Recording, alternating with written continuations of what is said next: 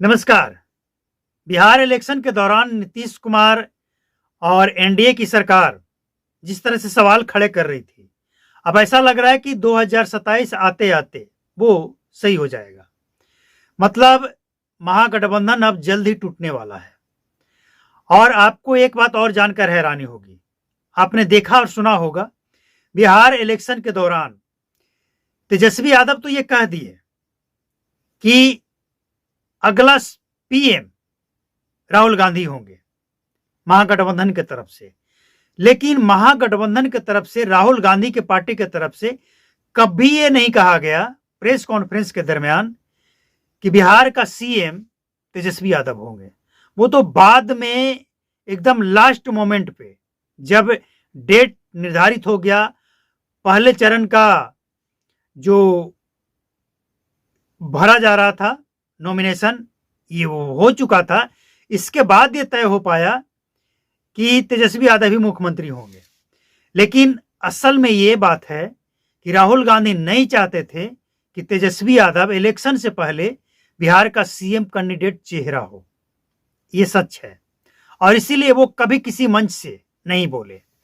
लेकिन अब ये कहा जा रहा है कि बिहार में जिस तरह से राहुल गांधी लेकर डूब गए तेजस्वी यादव को, जिस तरह से वोट अधिकार यात्रा निकालकर, जिस तरह से उनके मंच से पीएम मोदी को गाली देकर और क्या क्या बातें कहकर तेजस्वी यादव को ले डूबे, और इसके बाद तेजस्वी यादव के उस बयान का सपोर्ट ना करके, सपोर्ट किए लेकिन राहुल गांधी नहीं किए, कांग्रेस की तरफ से सपोर्ट था, हर घर को नौकरी देने वाला बयान, लेकिन राहुल गांधी का सपोर्ट नहीं मिला।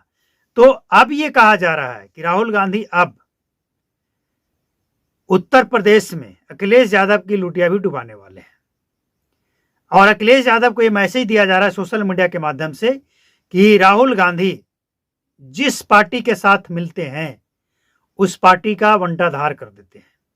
तो आप जरा अलर्ट हो जाइए, सतर्क हो जाइए, नहीं तो आपका भी हालत वही होने वाला है जो बिहार में तेजस्वी यादव का हुआ है। अब सोचने वाली बात यह है कि राहुल गांधी वाकई जब से वो कांग्रेस के स्टार प्रचारक, मतलब जहां भी इलेक्शन होता है वहां जाते हैं तो हार निश्चित हो जाती है।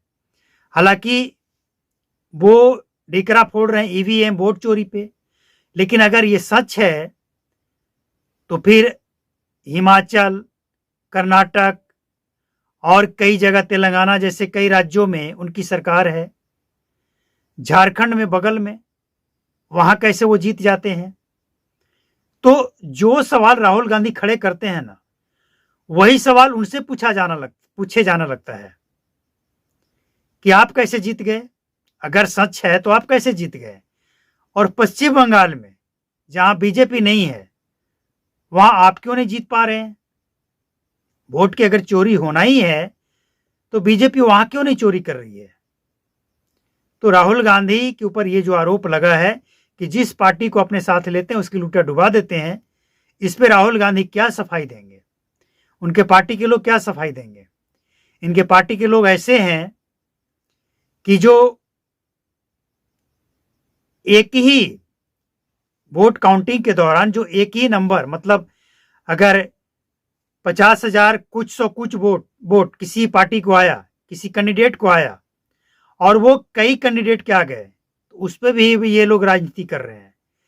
अरे भाई 101 सीट पे लड़े, 2-4 सीट अगर इस तरह से मैच हो जाए तो आपकी सीटें भी मैच हुई है, कर्नाटक में, हिमाचल में, तेलंगाना में और कई जगह पे।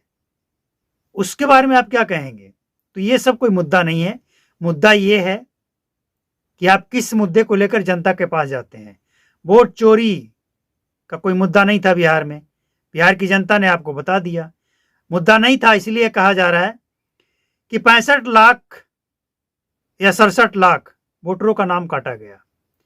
67 लोगों ने भी आपके यात्रा के दौरान आकर ये नहीं कहा कि मेरा वोट कट गया, तो मतलब झूठ था। तो अब राहुल गांधी क्या करेंगे, अगला अपडेट में।